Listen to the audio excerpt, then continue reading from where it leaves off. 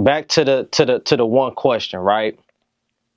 When people say, because you said you don't subscribe to the 48 laws of power, right? Of course not. And if you do, you're a devil. When you are going about your rants and your style of conversation, right? Why does what comes to my mind? What comes to my mind? Not do what offensive, but what comes to my mind is, even though I know you personally and I wouldn't connect you to him in the sense of what he's willing to do versus what you were willing to do, but like a Charleston White, right? Okay. So listen, Charleston White have explained his intent behind why he decides to go on this. And one of those things that he conveyed was, you know, we glorify the rappers, the King Vines and this and this and that, you know, so I'm being disrespectful to him to purposely to get the attention. What is Dawgface? What is your mission? What is your intent? Why do you go so hard? And, you know, just what's your intent behind how you go about doing what you do? See, I want you to walk with me, bro.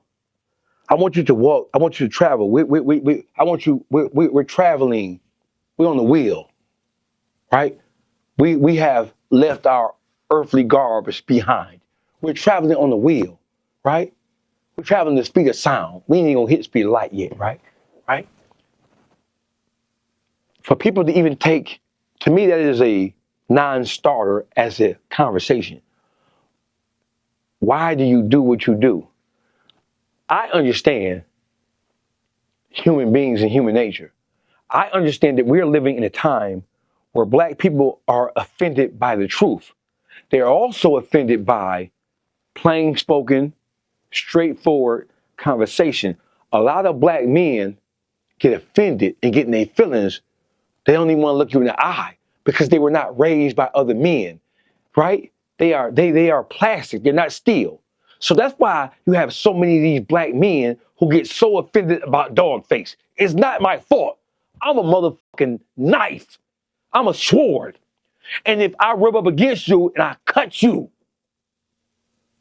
that's because you plastic, you wood, you ain't steel. Because the motherfucker who operating from the principle of a steel heart is not offended at another motherfucker saying what's on his mind. I'm not directed. Motherfuckers get offended about me and get an attitude towards me, and I don't even fucking know them. When people have the opportunity to meet me, it's like, bro, I thought that you was this and thought you was that. That is no consolation to me. When you say that to me, you thought I was what? Based on what? You don't even know me. I'm like, you's a bitch. What the fuck you mean? You mean you let another motherfucker tell you about me and you never even met me? Most niggas who like Dawgface in Detroit never even fucking met me. When people have the opportunity to talk to me, they all say the same thing. God damn, bro. I thought you was a barbarian. I thought you was this. I thought you was that. I never knew that you doing bing.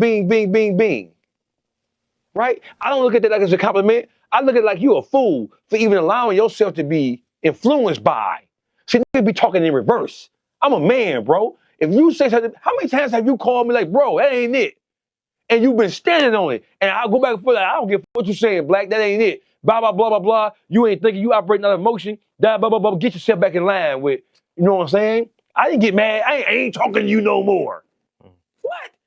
Hey, listen, I'm a man. I'm still. I'm not offended. I don't be in my emotions like a little girl. These niggas is girls. And so I don't like Dawgface. He bragged too much. We from Detroit. That's all we do is brag. You had niggas in the pandemic who ain't had shit ever before.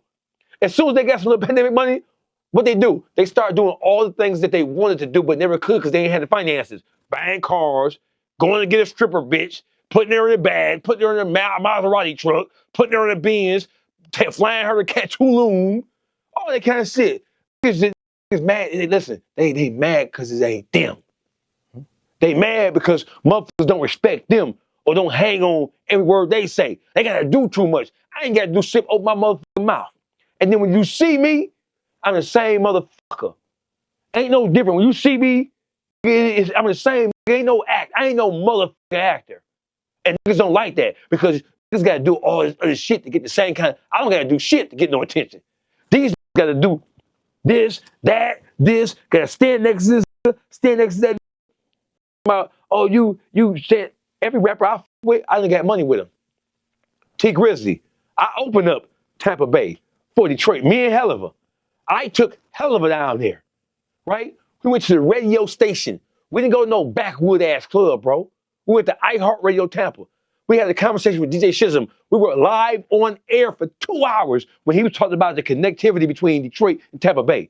Me and Helliver took a list in 2017. GT, Cash Kid, Bezo, Solid Baby, Babyface Ray. Niggas in Tampa Bay had never heard of these. They heard of T Grizzly because the first day out. Yeah. They had never heard of these. They had never heard of 4-2 Doug, bro. They never heard of the East Warren Music Group. They ain't never heard of no Snap Dog and no fucking Tampa Bay, my. They had never heard of these.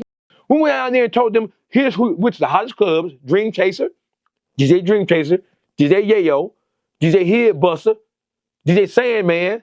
We gave all the top club concert DJs music from Detroit artists. Excuse me. And they spent it. And they spent it and they started fucking with it. And the interviews that me and Hell did was disseminated from all the Central Florida, from Orlando over to Tampa Bay, Fort Myers, Polk County, St. Petersburg, which is right next to St. Pete, where Rod Wave from. The reason why Rod Wave know what Detroit is because me and Hell went out there and spread that. And one of the biggest things too, man, if we was to say like a city that's the closest in sound to Detroit, like right now, man, you got people that actually think that the Florida sound that's going on is Florida, when really it's Detroit sound. Hey, listen, I'm not even gonna argue that, bro. Right? The highest form of compliment is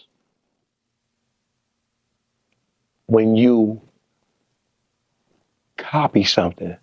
It's the highest form. When you want to be like somebody. And I'm not knocking Tampa Bay, because Tampa Bay been vibing. They've been going crazy, right? But when you see the kinship between the Central Florida, you know what I'm saying, and Detroit, when you hear the flow pattern, the beat pattern, right? That is by design, right? T. Lee, Bug Sosa, Priceless Scott, Bruh, Trap God, 8200, the Black Taliban Gang, right? Motherfucking Tom G, right? All the motherfucking legends from the Central Florida, Tampa Bay area. Mook Boy, right? Mook Boy, all them boys from Jacksonville, all them boys, it's all the kinship. I opened that gateway and I built that bridge as an extension of Detroit, because you know what? Detroit was counted out so long, bro.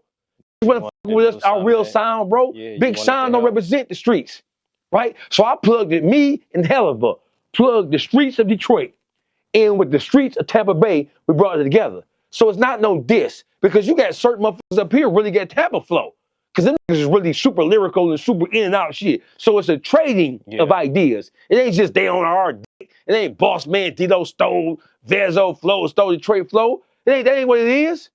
That ain't what it is. It's a kinship. But see, niggas look at that like, it's always, Detroit niggas always got a us versus them. They stole this from us. They stole it. They ain't acknowledging this.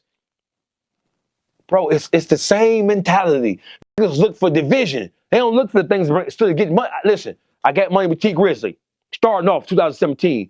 I took Wando down there, right behind T Grizzly. Hey, Wando, ain't it a blessing? Went down there. I had Waka Flocka wife open up for Wando down there at Whiskey Mistress. I took 4-2 Doug to Tampa Bay at Whiskey North on Dale Mabry. I took Peasy down there, right? I took Babyface Ray down there. They got their max pay. $20,000, $30,000. Each one of them guys got $20,000, $30,000. Full rider, full everything. I took them down there. And listen, they wouldn't listen, just because you're popular in Detroit, bro, or just listen, you have artists signed to quality control. Just because you're signed to quality control, you have artists on quality control who nobody knows because they ain't went crazy yet, right? Just because you signed to labels just dropped hundreds of artists. Yeah, you never heard of them. It's always new people that's right. That's trying to I built the bridge, bro. So I'm trying to take that shit and say, Boss Man, sound like this. Bro, what the fuck you think listen, when you think about some of the Detroit legends that go back in the previous generation, them rap like New York niggas. It is what it is. It's always trying to create some division on shit. Or they took this. The only nigga talking about shit like that is niggas who really mad because they don't have the traction that they see. In Florida going crazy. If you win it too, what do you give a fuck who doing what? Like in a dope game. If you win it too, I don't give a fuck if you get bricks and bowls. If I'm winning, you winning, I don't care. We all can that game. Instead of looking for some common ground, they trying to take the same Detroit mentality. It's us versus them.